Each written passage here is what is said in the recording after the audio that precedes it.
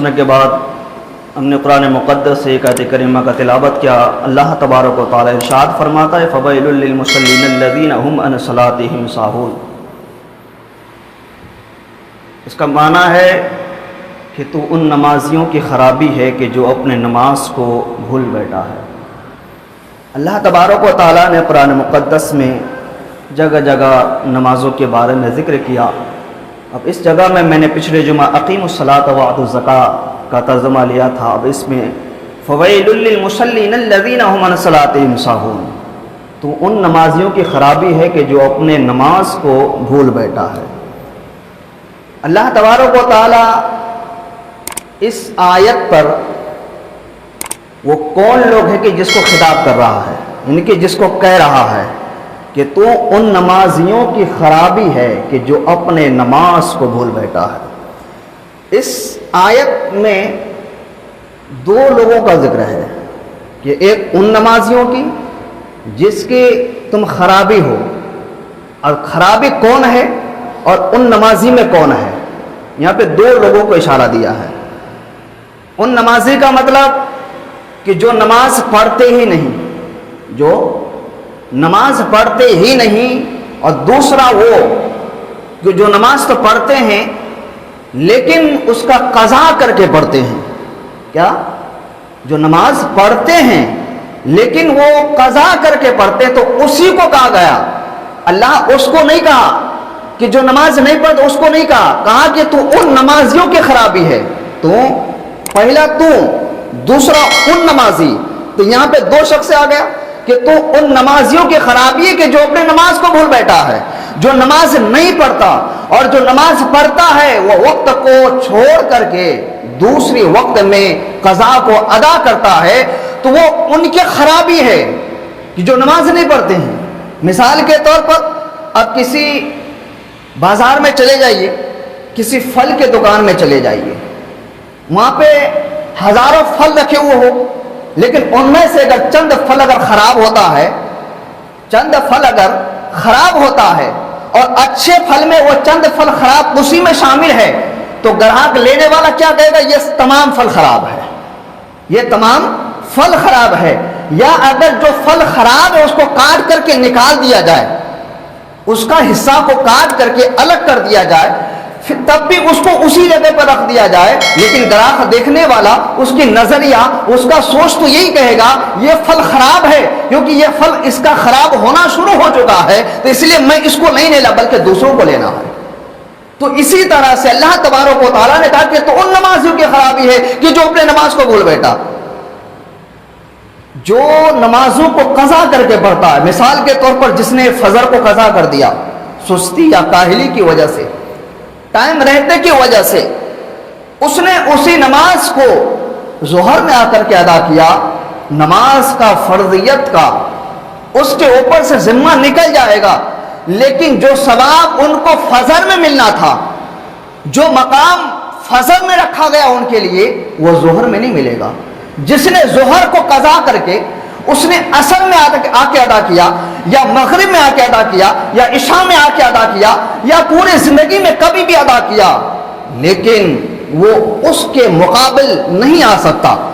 جو ثواب اس کو جماعت میں ملنا تھا وہ ثواب ان کو نہیں ملے گا۔ چلو یہاں تک قضا کی بات ہے۔ اگر کسی کی جماعت چھوٹ جاتی ہے، کسی کی جماعت اگر چھوٹ جاتی ہے اور پھر اسی نماز کو وہ اگر تنہا پڑھتا ہے، الگ سے پڑھتا ہے، ٹائم بھی وہی ہے، ظہر کی نماز ہے اور ظہر کی نماز قضا ہو چکا، جماعت نکل چکی، اور پھر وہ آ کر کے اپنے نماز کو ادا کرتا ہے، نماز کا ثواب تو ملے گا لیکن جماعت کا ثواب نہیں ملے گا۔ جماعت میں نماز ادا کرنے سے یعنی کہ تنہا نماز کرنے سے 27 گنا زیادہ ثواب ملتا ہے، 27 گنا۔ مثال کے طور پر اگر جماعت میں اگر جماعت سے نماز کرنے سے 100 نیکیاں اگر کسی کو ملتا ہے، اور اسی نماز کو اگر تنہا کے ادا کرتا ہے، تنہا کر کے ادا، تو 27 کم ہو جاتا ہے۔ اور اگر 100 اگر تنہا ادا کرنے سے نیکیاں ملتا ہے، اور اسی نماز کو اگر وہ جماعت کے ساتھ پڑھتا تو 2700 گنا ثواب ملتا ہے، یا 2600 نیکیاں ان کا بڑھ جاتا ہے۔ 2600 नेकियां बढ़ जाता है। अच्छा, जमात के साथ आपको क्या करना पड़ेगा? जमात में सिर्फ आपको अल्लाह अकबर जो तकबीरात है उसी को पढ़ना है। इमाम जब समी अल्लाहु लिमन हमीदा कहते हैं तो मुक्तदी क्या कहते हैं? रब्बना लकल हम्द।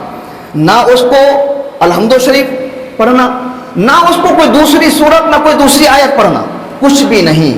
और कायदा उला और कायदा अखीरा में अतहिया दुरूद शरीफ दुआ मासूरा बस यही पढ़ना है। ये तमाम जिम्मेदारी किस पर आ जाती है? इमाम के ऊपर।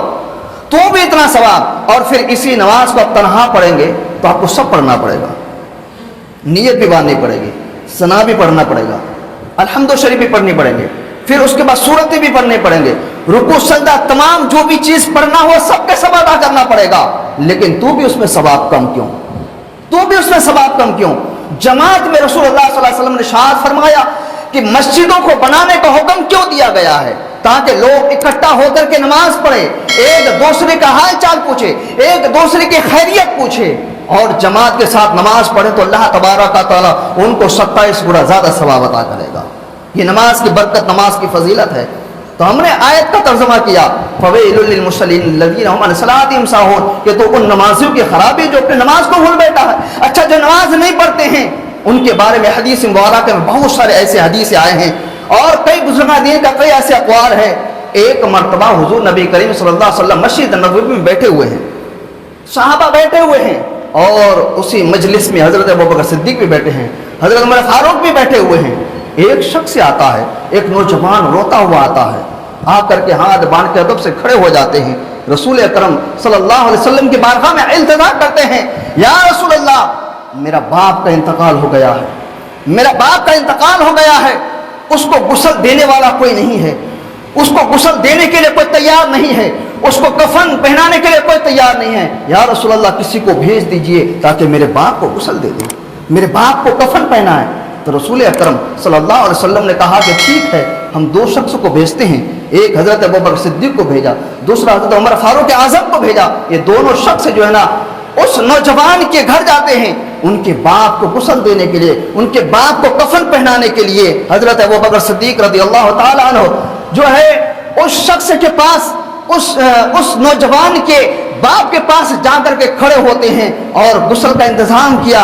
जैसे ही उनका जिस्म उनकी मैयत को गुस्लगाह में लेकर के गया और जैसे उनका चेहरा यानी कि उनके चेहरे से कपड़ा हटाया तो हजरत अबू बकर सिद्दीक क्या देखते हैं कि उस नौजवान के बाप का चेहरा, उनका मुंह जो है ना खिंजीर में बदल गया है, काला सुअर में बदल गया है। हजरत अबू बकर सिद्दीक रज़ियल्लाहु ताला अन्हु पीछे हट जाते हैं, कपड़ा को दोबारा फिर वापस ले देते हैं और हैरान और परेशान हो जाते हैं। आखिरकार ये शख्स कौन ऐसा जुर्म किया था, कौन सा गुनाह किया था?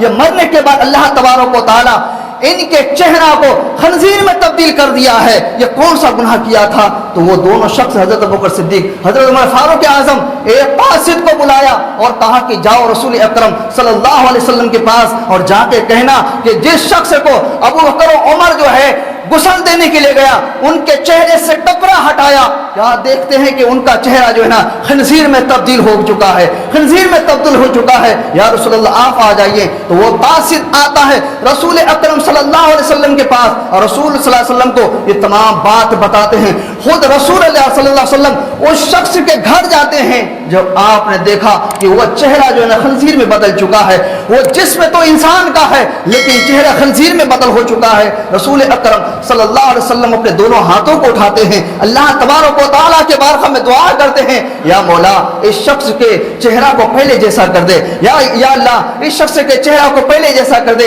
रसूल अकरम सल्लल्लाहु अलैहि वसल्लम की दुआ का असर हुआ कि वो शख्स का चेहरा पहले के जैसा हो गया जैसे उसका चेहरा पहले था। तो हजरत अबू बकर, हजरत उमर रज़ियल्लाहु ताला अन्हु जो है ना उस शख्स को जो ना गुस्ल दिया, गुस्ल देने के बाद फिर उसको कफन पहनाया, कफन पहनाने के बाद सहाबा इकराम ने उस शख्स की नमाज जनाजा पढ़ी, सहाबा इकराम ने उस शख्स की नमाज जनाजा पढ़ा और पढ़ने के बाद उसको फिर कब्र में उतार देता है, कब्र में उतार देता है। और जैसे कब्र में उतारा वो तख्ता लगाने वाले थे, एक शख्स ने पीछे से आवाज लगाया, एक शख्स ने पीछे से आवाज लगाया, इसके जनाजे से पहले, गुस्ल से पहले इसका चेहरा खंजीर के शक्ल में था, इनका आखिरी बार तो देख लिया जाए, आखिरी बार तो दीदार कर दिया जाए, कहीं फिर इनका चेहरा خنزیر میں تو نہیں بدل چکا ہے، خنزیر کے شکل میں تو نہیں بدل چکا ہے؟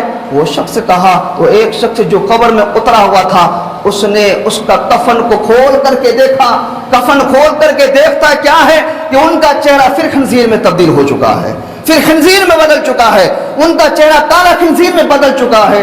اور پھر اس شخص کے جو ہے اس شخص کو پھر اس کا جو ہے کفن کو پھر باندھنے کے بعد پھر اس کو مٹی دیا، تو حضرت ابوبکر صدیق، حضرت عمر فاروق اعظم رضی اللہ تعالیٰ نے جو ہے نا رسول اکرم صلی اللہ علیہ وسلم سے کہا، یا رسول اللہ، اس شخص کا کیا گناہ تھا؟ اللہ تبارک و تعالیٰ نے کس وجہ سے ان کا چہرہ انسان سے خنزیر میں بدل دیا؟ تو رسول اللہ صلی اللہ علیہ وسلم نے کوئی جواب نہیں دیا، رسول اللہ صلی اللہ علیہ وسلم نے کوئی جواب نہیں دیا۔ کہا کہ اس کے بیٹا کو بلایا جائے، اس نوجوان کو بلایا جائے، اور رسول اللہ صلی اللہ علیہ وسلم نے کہا کہ اس کا بیٹا کو بلایا جائے۔ تو ایک شخص نے اس کے بیٹے کو بلا کر کے لے کے آیا، رسول اکرم صلی اللہ علیہ وسلم کے بارگاہ میں کھڑے ہوئے ہیں۔ رسول اللہ صلی اللہ علیہ وسلم نے کہا کہ میرا اللہ تبارک و تعالیٰ کسی پر ظلم نہیں کرتا ہے، کسی پر ستم نہیں کرتا ہے، میرا اللہ کسی پر ظلم نہیں کرتا ہے۔ اے نوجوان، تو یہ بتا تیرا باپ کون سا گناہ کر رہا تھا؟ تیرا باپ کا گناہ کیا تھا جس کی وجہ سے اللہ تبارک و تعالیٰ تیرے باپ کے چہرہ کو خنزیر میں بدل دیا، تیرے باپ کے چہرہ کو کالا خنزیر میں تبدیل کر دیا؟ بتا تو صحیح، تمہارا باپ کون سا گناہ کرتا تھا؟ اب وہ شخص رونے لگا، زارو قطار رونے لگا، رو رو کر کے رسول اکرم صلی اللہ علیہ وسلم کے بارگاہ میں التجا کرتے ہیں، یا رسول اللہ صلی اللہ علیہ وسلم، میرے باپ ہر نیکی کرتے تھے، میرا باپ ایسا نیکی نہیں چھوڑتا تھا، لیکن میرے باپ نماز نہیں پڑھتا تھا۔ میرے باپ جب نماز کا وقت ہوتا تھا، جب مؤذن حی علی الصلاۃ حی علی الفلاح کے صدائیں لگاتے تھے تو میرے باپ سو جایا کرتے تھے، میرے باپ کام میں لگ جایا کرتے تھے، میرا باپ نماز نہیں پڑھتے تھے۔ میرا دل کہتا ہے، میرا وجدان کہتا ہے، میرا یقین کہتا ہے، اللہ تبارک و تعالیٰ جو ہے نا میرے باپ کو اسی کا سزا دیا جو میرے باپ نماز نہیں پڑھتے تھے۔ میرے باپ نماز نہیں پڑھتے تھے، نیکیاں سب کرتے تھے لیکن نماز نہیں پڑھتے تھے، لیکن نماز نہ پڑھنے کی وجہ سے کسی کا اگر چہرہ خنزیر میں تبدیل ہو سکتا ہے، وہ زمانہ کون سا ہے؟ رسول اکرم کا زمانہ ہے۔ اور جس شخص کے لیے رسول خدا صلی اللہ علیہ وسلم دعا کرے اور جس کے نماز جنازہ صحابہ علیہ السلام پڑھے، تب بھی ان کا جو ہے نا شکل جو ہے نا خنزیر سے یعنی کہ انسان کی شکل میں نہیں بدل سکتا ہے۔ آپ بتائیں تو صحیح، ہم نماز کو چھوڑ دے رہے ہیں، ہم نماز کو قضا پہ قضا کر دیتے ہیں، بتا ہمارا شکل کا کیا حال ہوگا؟ بتا ہمارا شکل کا کیا ہوگا؟ رسول اکرم صلی اللہ علیہ وسلم نے ایک حدیث مبارک میں اور فرمایا کہ جو شخص جان بوجھ کر نماز کو چھوڑ دیتا ہے، جو شخص نماز نہیں پڑھتا ہے، جب وہ بندہ مرتا ہے اور اس کو قبر میں لٹا دیا جاتا ہے، ان کا چہرہ کعبے کی طرف کر دیا جاتا ہے، لیکن اللہ تبارک و تعالیٰ جو ہے نا ان کا چہرہ کعبے سے پھیر دیتا ہے، ان کا چہرہ کعبے سے پھیر دیتا ہے۔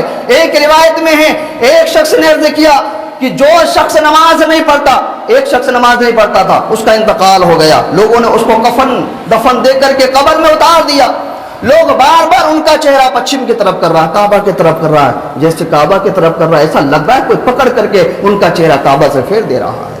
پھر لوگ ان کا چہرہ پھر کعبے کی طرف کر رہے ہیں، لیکن پھر ایسا لگتا ہے کہ کوئی ان کا چہرہ پکڑ کے پھر کعبے کی طرف سے دوسری طرف پھیر دیتے ہیں۔ ایک صاحب استطاعت، ایک بزرگ شخص اسی کے جنازے میں شامل تھا، اور اس نے جب یہ منظر دیکھا کہ اس شخص کا چہرہ بار بار لوگ پکڑ کر کے کعبے کی طرف کر رہے ہیں، لیکن کچھ ہی دیر کے بعد چہرہ اپنے آپ جو ہے نا پھر دوسری طرف ہو جاتا ہے۔ وجہ کیا ہے؟ وہ شخص جو ہے نا قدم با قدم چلتے چلتے قبر تک پہنچا، اس شخص کو دیکھا، شخص کو دیکھنے کے بعد اس نے کہا، وہ بزرگ کہتے ہیں کہ ان کا چہرہ تم کتنی بھی کعبے کی طرف کر دو پر ان کا چہرہ کعبے کی طرف ہو نہیں سکتا، کیونکہ یہ شخص بے نمازی مرا ہے، یہ شخص بے نمازی مرا ہے۔ تو اب بتائیں، آج ہمارے کوئی اہل و عیال انتقال ہو جاتا ہے، ہم ان کو کفن دینے کے لیے جب جاتے ہیں، قبر میں اتار کر کے کبھی ڈلے لگاتے ہیں، کبھی ان کا جسم موڑ دیتے ہیں، کبھی ان کا چہرہ موڑ دیتے ہیں۔ چہرہ موڑنے سے کچھ نہیں ہوتا ہے، یہ قبر میں اترنے کے بعد یہ ڈلے اس کے پسلیوں میں لگانے سے کچھ نہیں ہوتا ہے۔ یہ عمل بتاتی ہے کہ عمل انسان کا کیسا ہے، یہ زندگی میں اس نے کیا کیا کہ یہ سارے چیز بتا دیتا ہے۔ اگر جو بندہ نیک ہوتا ہے نا، مرتے ہی ان کا چہرہ آٹومیٹکلی کعبے کی طرف ہو جاتا ہے، ان کا چہرہ پکڑ کر کے پھرانے کی ضرورت نہیں، وہ کسی کا محتاج نہیں ہوتا اس وقت، بلکہ اللہ تبارک و تعالی اپنے اس نیک بندے کے، اپنے اس محبوب بندے کے مرنے سے پہلے ہی ان کا چہرہ کعبے کی طرف کر دیتا ہے، تاکہ اس بندے کا مرنے کے بعد اس کو جب کفن دیا جائے، جب اس کو قبر میں اتارا جائے تو کوئی شخص ان کا چہرہ کعبے کی طرف نہ پھیرے، بلکہ پہلے اللہ تبارک و تعالی ان کے اندر وہ خشیت طاری کر دیا تھا کہ یہ جب مرا تو اسی وقت ان کا چہرہ کعبے کی طرف تھا، جب روح نکلا اسی وقت کعبے کی طرف تھا۔ تو عزیزو، جب کسی کا شکل نماز چھوڑنے کی وجہ سے خنزیر کے شکل میں تبدیل ہو سکتا ہے، کل قیامت کا دن میدان محشر میں ہمیں رسول اللہ صلی اللہ علیہ وسلم کو منہ نہیں دکھانا، کہ اللہ تبارک و تعالیٰ کو ہمیں اپنا منہ نہیں دکھانا۔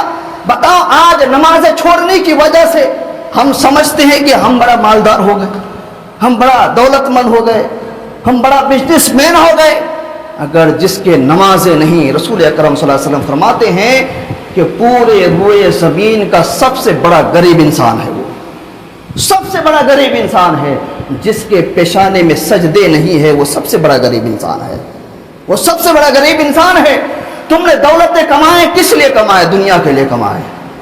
تم نے مال جمع کیے، کب تک اس کو استعمال کرو گے؟ جب تک تمہاری آنکھیں کھلے رہیں گے تبھی تک استعمال کر سکتے ہو۔ رسول اکرم صلی اللہ علیہ وسلم نے ارشاد فرمایا کہ اگر کوئی بندہ مال جمع کیا، مال انہی میں سے جتنا وہ کھایا اس کو ہضم کر لیا، اور جتنا رائے خدا میں خیرات کر دیا، رائے خدا میں صدقہ کر دیا، اپنے مالوں کا زکوٰۃ دے دیا، سوائے ان کے وہ تمام مال ان کا فضول ہے، سوائے ان کے تمام مال ان کا فضول ہے، کوئی کام کا نہیں۔ مال تم جمع کر کے جاؤ گے، اس کا یوز کوئی اور کرے گا، اس کا استعمال کوئی اور کرے گا۔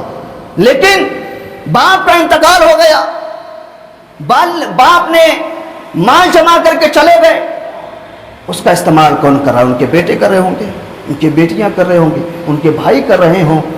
لیکن آج قبرستان مر کے جا کے دیکھو، قبرستان میں جا کے اسی باپ کے قبر میں کوئی فاتحہ پڑھنے والا نہیں ہے، اسی باپ کے قبر میں کھڑے ہو کر کے کوئی چار کل پڑھنے والا نہیں ہے، چاہے ان کے 5 بیٹا کیوں نہ ہو، اس کے اپنے باپ کے قبر میں جا کر کے جمعہ بھی کوئی ہاتھ اٹھا کر کے ان کے لیے دعائیں مغفرت کرنے والا نہیں ہے۔ تو بتاؤ کہ آج ہم اولادیں چھوڑ کر کے جا رہے ہیں تو کیا اسی وجہ سے جا رہے ہیں کہ ہمارے اولاد ہمارے مرنے کے بعد دعائیں خیر کریں گے؟ ہم مال چھوڑ کے جا رہے ہیں تو کیا ہمیں اس بات کا گمان ہے کہ ہم یہ مال چھوڑ کے جا رہے ہیں، یہی مال میرے نام سے میرا بیٹا صدقہ کرے گا، یہ مال میرا بیٹا میرے نام سے کوئی خیرات کرے گا، کسی کی مدد کر دے گا، اللہ کی راہ میں خرچہ کرے گا؟ نہیں کرے گا بھائی، نہیں کرے گا کوئی۔ یہ دنیا ہے، یہ دنیا صرف اپنے لیے ہے، کسی کا نہیں ہوتا۔ جب قیامت کے دن نہیں ہوگا، میدان محشر میں کوئی کسی کا نہیں ہوگا، رسول اکرم صلی اللہ علیہ وسلم نے خود کہا ہے، قیامت کے دن میدان محشر میں بھائی بھائی کا نہیں ہوگا، باپ بیٹے کا نہیں ہوگا، ماں بیٹی کی نہیں ہوگی، دوست کا نہیں ہوگا۔ آج ہم جس دوست کی وجہ سے، جس بھائی کی وجہ سے، جس بیٹی کی وجہ سے، جس بیٹی کی وجہ سے، جس رشتہ دار کی وجہ سے ہم اللہ تبارک و تعالیٰ کو بھول گئے، جس کی وجہ سے ہم نے نمازوں کو قضا کر دی، جس کی وجہ سے ہم ان کے ساتھ ٹائم اٹینڈ کرنے کی وجہ سے ہم نمازوں کو قضا پہ قضا کرتے جا رہے ہیں، لیکن کل قیامت کا دن کیا ہوگا؟ پھر کل تم ان کو جا کے کہو گے، ان کے پاس جا کے کہو گے مجھے ایک نیکیاں دے دو، تو وہ بھی تمہیں کل پہچاننے سے انکار کر دے گا۔ جس باپ نے تمہیں پیدا کیا، اس باپ کے پاس تم ایک نیکی مانگنے جاؤ گے نا، تو کل تمہارا وہ باپ کہے گا میرا کوئی بیٹا تھا ہی نہیں۔ جو باپ کل قیامت کے دن اپنے بیٹے کے پاس جائے گا جس نے ان کو پال پوس کر کے بڑا کیا، دنیا دکھایا، کل وہی باپ اسی بیٹے کے پاس جائے گا، اے میرے بیٹے مجھے ایک نیکی دے دو، مجھے ایک نیکی دے دو بس، جس سے میری مغفرت ہو جائے گی، جس سے میری بخشش ہو جائے گی۔ وہ بیٹا کیا کہے گا؟ میرا کوئی باپ ہی نہیں تھا، دنیا میں میرا کوئی تھا ہی نہیں، میں تو اکیلا تھا، یہاں پہ بھی میں اکیلا ہوں۔ بتاؤ، تو ہم جس کے لیے دن رات محنت کر کے دنیا بنانے میں لگے ہوئے ہیں، مال جمع کرنے میں لگے ہوئے ہیں، کل کوئی کسی کا نہیں ہوگا، دنیا میں کوئی کس کا ہو سکتا ہے؟ دنیا میں مثال لے لو، آج اگر ایک بھائی کے اوپر کیس ہو جائے، ایک بھائی مقدمے کی وجہ سے جیل میں چلا جائے، دوسرا بھائی ان کو نکالنے کو تیار نہیں ہے، ان کا دوست اپنے آئیڈینٹی بھی چھپانے لگتا ہے، ان کا دوست کہتا ہے کہ میں تم کو جانتا نہیں تھا، میں تم کو پہچانتا نہیں تھا، ان کا دوست کے دماغ اور دل میں یہی بات بیٹھ گیا ہے، میرا دوست جیل چلا گیا، میرا دوست मुकदमे की वजह से वो जेल में बंद है, अगर मैं उनको अपना दोस्त कहूंगा, दुनिया मुझे क्या कहेगी? दुनिया मुझे तो ताना देगी, कैसा तुम्हारा दोस्त था, जिसके साथ तुम रहता था, जिसके संगत तुम इख्तियार किए, उन्हीं की वजह से वो तो जेल चला गया। बता तुम कैसे इंसान के साथ रह रहे हो? कल क़यामत के दिन क्या जवाब दोगे रसूल अकरम सल्लल्लाहु अलैहि वसल्लम को? अल्लाह तबारक व तआला के बारगाह में तुम्हें फरिश्ता घसीट करके खड़ा कर दिए जाएंगे और फिर अल्लाह कहेगा, बता तेरा दोस्त कहाँ, तेरा भाई कहाँ, तेरा बेटा कहाँ, जिसकी वजह से तुमने मुझे सजदा करने से बाज रहा?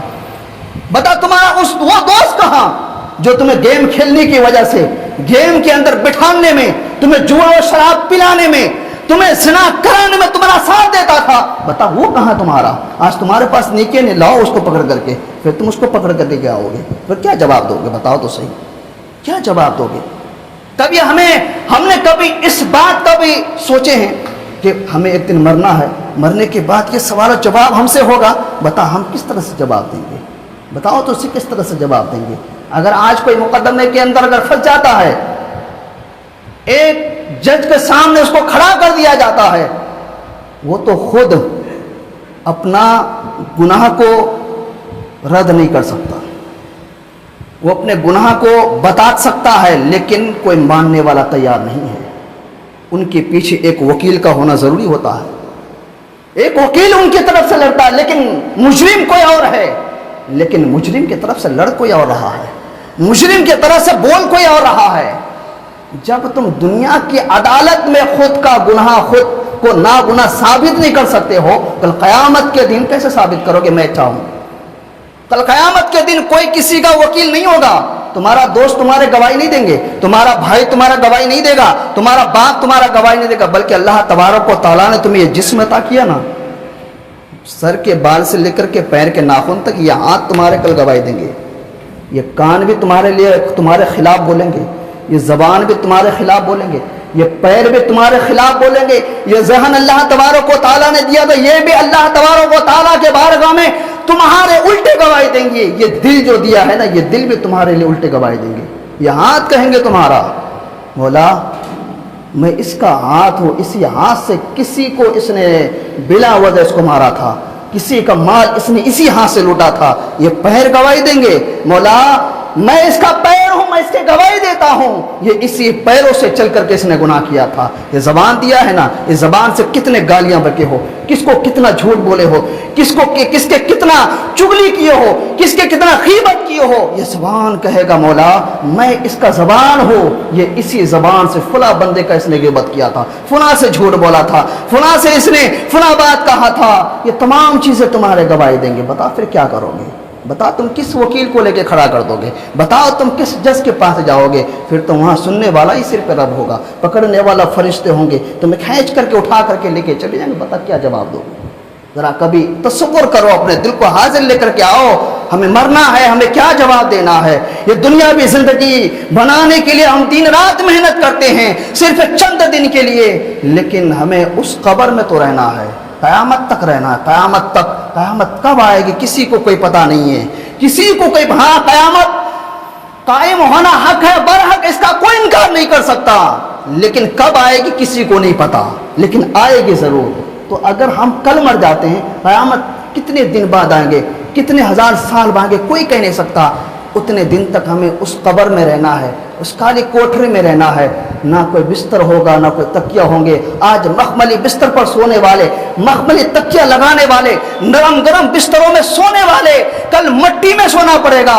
आज सफेद लिबास पहनने से हम डर जाते हैं, सफेद लिबास में किसी को देख करके डर जाते हैं, गहवारों को देख करके डर जाते हैं, कब्र को देख करके डर जाते हैं। कोई बड़ा गड्ढा खोद दें और कोई कहे कि इसमें तुम उतर जाओ, तो हम उस पे उतरने में डर जाते हैं। कल तुम्हें लोग पकड़ पकड़ के तुम्हें सफेद कपड़ पहनाए जाएंगे, कापूर के गमगीन तुम्हारे हाथों में, तुम्हारे पेशानियों में रगड़ दिए जाएंगे, वो चंद रुपए के इतर तुम्हारे जिस्म में छिड़क दिए जाएंगे ताकि इसके अंदर से खुशबू हो। खुशबू ये नहीं कि तुम इतर लगाने से तुम्हारे अंदर से खुशबू हो, खुशबू तो वो होना चाहिए तुम्हारे सीने में इश्क मुस्तफा की खुशबू नजर आए। जब तुम चलो तो तुम्हारे अंदर से खुशबू ऐसा महसूस हो कि वो कोई और नहीं बल्कि आशिक मुस्तफा रास्ते से जा रहा है।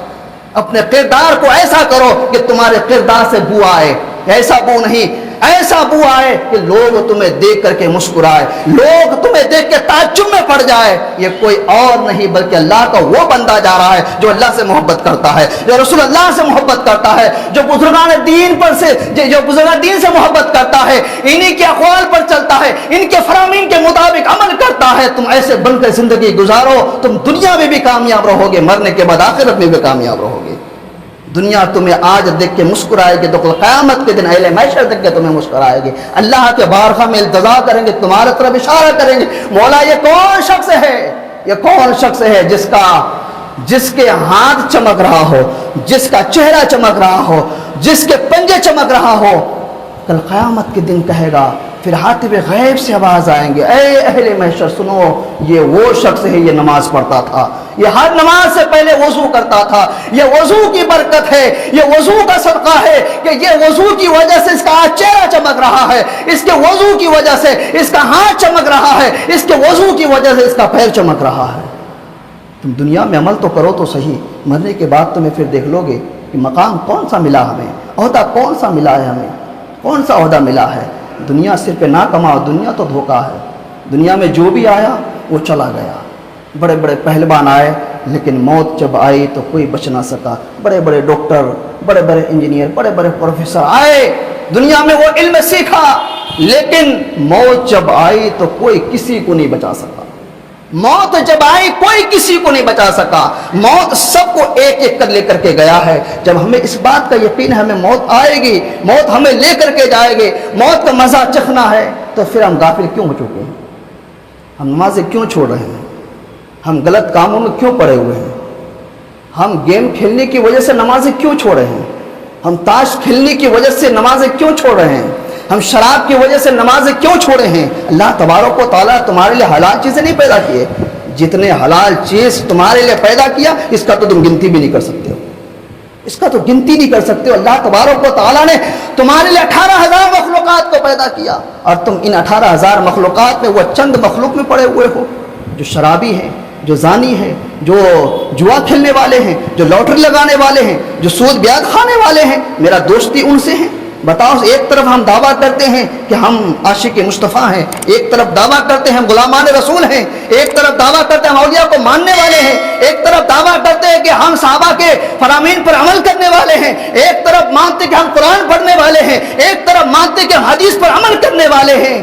جب مسجد کے اندر ہو تو یہ تمام چیزیں تمہارے اندر پائی جاتی ہے، اور مسجد سے قدم رکھتے ہو تو پھر تم ویسے ہو جاتے ہو۔ جس طرح سے تم آئے تھے، جتنے دیر بیٹھے ہو اتنے دیر صرف تمہیں لگ رہا ہے کہ ہم مسلمان ہیں، اتنے دیر ہی لگتا ہے کہ ہم کلمہ گو ہیں، لیکن مسجد سے نکلنے کے بعد تو پھر وہی ہوئے۔ کسی نے کہا نہیں، خنزر تو لے کر کے آئے تھے اللہ کے گھر میں، یہاں پہ توبہ بھی کیے، دعائیں بھی مانگے، وعدہ بھی کیے، اور جیسے نکلے وہ خنزر اٹھا کے نہیں پھینکے، پھر وہی خنزر پھر وار پہ وار کرتے جا رہے ہیں۔ یہ گناہ کے خنزر جو دبا کے لے کے آئے ہو، یہ خنزر یہیں پہ گرا دو، یہ جھوٹ کی خنزر دبا کر کے لے کے آئے ہو نا، اس کو یہیں پہ گرا دو۔ یہ شراب نوشی کا خنزر دبا کر کے لے کے آئے ہو، اس کو یہیں پہ گرا دو۔ تم یہاں گرا کر کے دیکھو، اللہ تبارک و تعالیٰ یہاں سے تمہیں اٹھانا تمہیں شروع کر دے گا، تمہیں وہ مقام عطا کرے گا جو تم سوچ نہیں سکتے ہو، تمہیں وہ عہدہ عطا کرے گا اللہ تبارک و تعالیٰ تم سوچ نہیں سکتے ہو۔ کیا تم حرام نہیں کھاؤ گے تمہارا زندگی بشر نہیں ہوگا؟ کیا تم شراب نہیں پیو گے تمہارے سانسیں نہیں چلیں گے؟ کیا تم جوا نہیں کھیلو گے تمہارا وقت نہیں گزرے گا؟ کیا تم غلط دوستوں کے پاس بیٹھنے سے بہتر یہ نہیں کہ تم مسجد میں آ کر کے اللہ اللہ کرو؟ تمہیں قرآن پڑھنا نہیں آتا؟ قرآن تو وہ کتاب ہے، اللہ تبارک و تعالیٰ نے ہمیں تو وہ انمول کتاب دیا ہے، وہ انمول نعمت دی اللہ تبارک و تعالیٰ۔ رسول اکرم صلی اللہ علیہ وسلم نے ارشاد فرمایا کہ اگر کسی کو قرآن نہیں پڑھنا آتا ہے، وہ قرآن کو سر پہ آنکھوں سے لگائے تو اللہ ان کو ثواب عطا کرے گا۔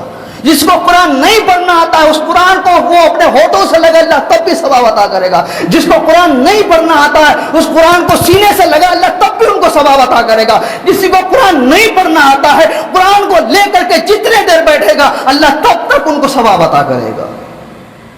قرآن تو ہمارے لیے انمول کتاب ہے، انمول نعمت ہے۔ بتا، ہم اس انمول کتاب کو تاج میں رکھ کر کے وہ 10-20 روپے کے تاش کی گڈی لے کر کے اسی ہاتھ سے مچھال رہے ہیں۔ بتاؤ، وہ آب زمزم اللہ تبارک و تعالیٰ وہ انمول نعمت جو تمہارے لیے پیدا کیا، ہم اس آب زمزم جیسے نعمت کو چھوڑ کر کے شراب کے گھونٹ پیتے؟ بتاؤ تو صحیح۔ اللہ تبارک و تعالیٰ نے تمہارے پاک کھانا رکھ کر کے، حلال طریقے سے رزق کمانے کا ذریعہ تمہیں بتا کر کے، اور تم پھر حرام طریقے سے دولت کما کر کے خود بھی کھاتے ہو، اپنے اولادوں کو بھی کھلاتے ہو، پھر مسجدوں میں بھی لگاتے ہو، پھر امام کو بھی دیتے ہو۔ کیا شرم نہیں آنی چاہیے ہمیں اس بات پر؟ کل قیامت کے دن تم سے اس کا سب سے پہلے سوال ہوگا، بہت سختی سے سوال ہوگا، بہت سختی سے۔ جیسے کسی مجرم، کسی قاتل کو اگر پولیس والا پکڑتا ہے اور وہ قاتل بھاگ دوڑ کرتا ہے، جلدی پولیس کے ہاتھ نہیں آتا ہے، اور جب ان کو پکڑتا ہے نا، پٹائی کیسے لگتا ہے، ریمانڈ میں کس طرح سے اس کو مار لگے جاتے ہیں، 14 دن کے 15 دن کے ریمانڈ میں حالت خراب ہو جاتے ہیں، لوگوں کے 5-5 6-6 کلو وزن کم ہو جاتے ہیں۔ تو اس سے بھی کروڑ زیادہ گنا تمہیں قیامت کے دن فرشتے تم سے سختی کریں گے، اور اللہ کے حکم سے تم سے پوچھا جائے گا، بتا تم نے حرام طریقے سے مال جو کمایا تھا تم خود بھی کھائے، پھر اپنے اولاد کو کھلائے، پھر اپنے باپ کو بھی کھلائے، اپنے بیٹوں کو کھلائے، اپنے رشتہ دار کو کھلائے، اسی مال کو تم اللہ کے گھر میں بھی دیے؟ کس منہ سے دیے تھے؟ کون سے ہاتھ سے دیے تھے؟ کیا جواب دو گے؟ بتاؤ کیا جواب دو گے؟ ذرا ذہن کو تصور کرو، ذہن کو تصور کرو، اللہ کو یاد کرو کہ ہم کدھر جا رہے ہیں، اللہ نے ہمیں کس لیے پیدا کیا تھا۔ اللہ نے قرآن عظیم میں نے ارشاد فرمایا، وما خلقت الجن والانس الا لیعبدون، اللہ تبارک و تعالیٰ نے جن اور انسان کو اپنی عبادت کے لیے پیدا کیا۔ جس قرآن ہمیں ہدایت کا راستہ دکھاتا ہے، جو قرآن ہمارے نجات کا ذریعہ ہے، جو قرآن ہمارے تمام مسائل کا حل کرنے کا ذریعہ، اسی قرآن میں تو یہ بھی کہا ہے، وما خلقت الجن والانس الا لیعبدون۔ اللہ تبارک و تعالیٰ نے تمہیں اپنی عبادت کے لیے پیدا کیا، اور پھر ہم ان کی عبادت سے غافل ہیں، تو ہم سے بڑا مکار کون ہو سکتا ہے؟ بتاؤ، ہم سے بڑا بدنصیب کون ہو سکتا ہے؟ بتاؤ تو صحیح، ہم سے بڑا فقیر انسان کون ہو سکتا ہے کہ جس رب ہمیں اپنے عبادت کا حکم دے، جس رب ہمیں حرام کاموں سے بچنے کا حکم دے، جس رب ہمیں برائیوں سے دور ہونے کا حکم دے، اور پھر ہم اسی کام کو کرتے رہیں، پھر ہم یہ سوچیں کہ ہمارے محلے میں انقلاب آ جائے، پھر ہم سوچیں کہ ہمارا محلے میں ولی پیدا ہوگا، پھر ہم سوچیں کہ ہمارے خاندان میں عالم دین پیدا ہوگا، پھر ہم سوچیں کہ ہمارے دین میں کوئی حافظ قرآن پیدا ہوگا۔ نہیں ہو سکتا ہے، کیونکہ ہم اپنا خون ہی گندا کر چکے ہیں۔ ہم حرام کھا کر کے ہمارا خون بنے، پھر ہمارے اسی کھانے سے ہمارا منی بنتا ہے، ہمارے ریڑھ کی ہڈی میں جمع ہوتا ہے، پھر اپنے حلال بیوی سے ہم بستری کرتے ہو، پھر اسی حرام کے کمائی کا جو تمہارے اندر منی بنا ہے، پھر وہی منی تمہارے بیوی کے عضو سے، اس کے پیٹ میں، اس کے حمل میں جا کر کے ٹھہرتا ہے۔ کیا وہ بچہ تمہارا ولی پیدا ہوگا؟ کیا وہ بچہ تمہارا عالم دین پیدا ہوگا؟ کیا وہ بچہ کوئی حافظ قرآن پیدا ہوگا؟ نہیں ہو سکتا۔ پھر بڑا ہو کر کے تمہیں گھر سے دھکے مار کے نکالنے والا پیدا ہوگا، کل تمہیں گالیاں دینے والا پیدا ہوگا۔ جس طرح سے تم آج حرام کام کر رہے ہو، وہی بچہ کل تمہارے جیسا تمہارے ہمارا حرام کر دے گا۔ جو رویہ تمہارا ہے وہی رویہ تمہارا بچہ بھی اختیار کرے گا۔ تم یہ چاہتے ہو کہ ہمارے گھر میں فریز رکھا ہو، اوپر کے کھانے میں ایک شراب کا بوتل ہو اور نیچے کے کھانے میں ایک دودھ کا بوتل ہو؟ ہم بیٹے سے کہیں کہ بیٹا اوپر کا بوتل مت پینا، نیچے کی بوتل پینا، بیٹا کہے گا اوپر کیا ہے؟ کیا جواب دیتے ہو؟ کہ اس میں شراب ہے۔ ٹھیک ہے، تمہارا بیٹا چھوٹا ہے، 1 دن پوچھے گا، 2 دن پوچھے گا، 3 دن پوچھے گا، تم ٹالتے رہو گے، وہ تمہارے کہنے کے مطابق وہ دودھ پیتا رہے گا، لیکن ایک دن اس کے ذہن میں یہ بھی پیدا ہوگا، آخر یہ ہے کیا؟ میرا باپ پیتا تو آج میں بھی پی کر کے دیکھوں۔ ایک دن جب وہ پیے گا نا وہ شراب کی بوتل، جب وہ ہاتھ لگانا تمہارا کلیجہ پھٹ جائے گا، تمہیں غصہ آئے گا، لیکن غصہ آنے سے پہلے تمہیں سوچنا چاہیے کہ میں شراب پی رہا ہوں، کہ میرا بیٹا نہیں پیے گا تو کون پیے گا؟ محلے والا پیے گا۔ تم یہ سوچتے ہو کہ دھتورے کے پیڑ لگا کر کے اس میں گلاب کا پھول کھلے؟ گلاب کا پھول نہیں کھل سکتا ہے، گلاب کا پیڑ لگانے سے گلاب کھلتا ہے، دھتورے کے پیڑ لگانے سے دھتورے کھلتا ہے۔ تم آج دھتورے کا پیڑ لگا رہے ہو تو اس میں دھتورے ہی پیدا ہوگا، گلاب نہیں پیدا ہوگا۔ اپنے گھروں میں گلاب کا پھول لگاؤ، یہ نہیں کہ نرسری میں ملتا ہے گلاب کا پھول لگا دیا گھر میں تو وہی گلاب کا پھول کا معنی یہ وہ گلاب نہیں، بلکہ تمہاری اولاد تمہارے گلاب کا پیڑ ہے۔ اللہ نے تمہیں گلاب کا پیڑ دیا ہے، اس میں دھتورے کے پودے نہ اگاؤ، اس میں گلاب کا ہی پودا اگاؤ. دین کی طرف آ جاؤ، نمازوں کی طرف آ جاؤ، نماز قائم کرو. آؤ اسی قرآن کی طرف جس قرآن کو ہم چھوڑ بیٹھے ہیں. آؤ اسی قرآن کی طرف جس قرآن کو ہم نے سالوں سال الماری میں سجا کر کے رکھے ہیں. آؤ اسی قرآن کی طرف جس قرآن کو ہم نے سالوں سال نہیں کھولے ہیں. آؤ ہم اس ٹی وی کی طرف، اس سیریل کی طرف، اس ایل سی ڈی کی طرف جو دن میں 10 مرتبہ کھولیں، 5 مرتبہ نماز نہیں پڑھتے ہیں. اس ٹی وی کو گھر میں 10 مرتبہ اس کے سوئچ کو آن کرتے ہیں، آف کرتے ہیں، لیکن 5 مرتبہ تمہیں توفیق نہیں ہوتا کہ ہم نماز پڑھیں. 10 مرتبہ ٹی وی کھولنے کا تمہیں توفیق ہوتا ہے. ہزاروں مرتبہ تمہیں موبائل چلانے میں، انسٹاگرام میں ریل دیکھنے کا ٹائم ملتا ہے. ہزاروں مرتبہ تم فیس بک کھول کر کے گندے مظاہر، یعنی کہ گندے مناظر، زنا کے مظاہر، غیر محرم کو، وہ فاحشہ مرد عورت کے گانے اپنے کانوں تک لا کر کے سننا پسند کرتے ہو. آؤ بیٹھ کر کے ہم کسی سے آ کے قرآن سنیں. آؤ بیٹھ کر کے کسی سے ہم دین سیکھیں. آؤ بیٹھ کر کے ہم حدیث مصطفیٰ کو سنیں. آؤ بیٹھ کر کے ہم کسی سے شریعت مصطفیٰ کو سنیں، پھر اسی کو عمل کریں. ہمارے پاس دین کے لیے ٹائم نہیں ہے، ہمارے پاس صرف دنیا کے لیے ٹائم ہے. ہمارے پاس صرف گناہ کرنے کے لیے ٹائم ہے. گناہ کو چھوڑو، اللہ کی طرف آؤ، اللہ کے راستے کی طرف آؤ، جس راستے کا تمہیں حکم دیا ہے، جس راستے کا تمہیں وعدہ کیا ہے کہ تم اس راستے پر چلو گے تم جنتی ہو جاؤ گے. اس راستے پہ چلو گے تم میرا محبوب ہو جاؤ گے. اس راستے پہ چلو گے تم میرا پسندیدہ بندہ ہو جاؤ گے. اس راستے پر چلو گے تم میرا معتبر بندہ ہو جاؤ گے. معتبر بنو، نا معتبر نہ بنو. پسندیدہ بنو، نا پسندیدہ نہ بنو. محبوب بنو، محبوب بن جاؤ اللہ کا. اللہ کے دامن سے وابستہ ہو جاؤ، رسول اکرم صلی اللہ علیہ وسلم کے دامن سے وابستہ ہو جاؤ. جس ولیوں کو تم مانتے ہو، جس ولیوں کے ہر مہینے میں فاتحہ، ہر ان کے وصال کا ڈیٹ آنے پر عرس مناتے ہیں، فاتحہ مناتے ہیں، ان کے نام سے ڈیگے چڑھاتے ہیں، لوگوں کو اچھی بات ہے، لیکن کبھی انہی بزرگوں کے اقوال پر، انہی بزرگوں کی زندگی پر عمل کر کے دکھاؤ، تب مانیں گے تم اولیاء کے ماننے والے ہو. تب مانیں گے تم اولیاء کے ماننے والے ہو. تب مانیں گے تمہیں ان اولیاء سے تمہیں محبت ہے. تب مانیں گے کہ تم اولیاء سے محبت کرنے والے ہو، اولیاء کی جماعت سے محبت کرنے والے ہو، علماء کی جماعت سے محبت کرنے والے ہو، صحابہ کی جماعت سے محبت کرنے والے ہو، نبیوں کی جماعت سے محبت کرنے والے ہو. یہ صرف کھوکھلے نہیں چلے گا، یہ کھوکھلے بازی نہیں چلے گا. صرف ہم دکھاوا کچھ اور ہیں، اندر کچھ اور، یہ نہیں چلنے والے. دین اس کا اجازت نہیں دیتا ہے. دین تو کہتا ہے کہ تمہارے دل میں جو اندر ہے وہی باہر ہونا چاہیے، تمہارے من میں جو چلتا وہی باہر ہونا چاہیے. من میں کچھ اور چلے، باہر میں کچھ اور ہو، ایسا نہیں چلے گا. دل تمہارا کہتا ہے کہ فلاں سے ہم بغض رکھیں اور زبان ان سے محبت کی دعویٰ کرے، یہ کون سی تمہاری انسانیت ہے؟ تمہارا دل کہے کہ ہم نیکیاں کریں لیکن زبان تمہارے گناہ کی طرف لے کے جا رہا ہے، تمہارا ذہن کہتا ہے کہ نماز پڑھے، تمہارے قدم تمہارے گناہ کی طرف لے کے جا رہا ہے. یہ کون سی انسانیت ہے؟ بتاؤ تو صحیح. یہ کون سا راستہ تم اختیار کیا؟ بتاؤ تو صحیح. آؤ دین کی طرف. مسجدوں کا بات کرو، کتنے لوگ آتے نماز میں؟ 1 سے 2 صف، مغرب میں 3 صف، عشاء میں سب آئے. یہ حال ہے ہمارے مسجدوں کی، یہ حال ہے ہمارے. پھر ہم کہتے ہیں کہ انقلاب پیدا ہوگا، اچھائی پیدا ہوں گے، محلے میں سدھار ہوگا. تم خود نہیں سدھر، محلے میں کہاں سدھریں گے؟ تم خود نے تمہارے بیٹے کہاں سدھریں گے؟ تم خود نے تمہارا گھر کہاں سے سدھریں گے؟ سدھرنے کے لیے گھر کا ایک بندہ ہی کافی ہے. سدھرنے کے لیے گھر کا ایک بندہ ہی کافی ہے. اگر وہ سدھر گیا، وہ رائے حق میں اگر جم گیا تو پورا گھر اپنے آپ آٹومیٹکلی سدھر جائے گا. اگر وہ نہ سدھرا تو پھر کوئی نہیں سدھرا. اللہ تبارک تعالیٰ سے دعا کہ ہم سب کو اہدنا الصراط المستقیم، شریعت مصطفیٰ سنت رسول پر عمل کرنے کی توفیق رفیق عطا فرما. یا مولا ہم سب کو سنت سے عمل کی توفیق رفیق عطا فرما، شریعت مصطفیٰ پر عمل کرنے کی توفیق رفیق عطا فرما. یا مولا اپنی حبیب کے صدقے دفیع سے مولا ہم سب کو سنت سے زیادہ عمل کی توفیق رفیق عطا فرما. وصلی اللہ تعالیٰ علی خیر خلق نور عرش محمد و آلہ و صحبہ اجمعین برحمتک یا ارحم الراحمین. وحق لا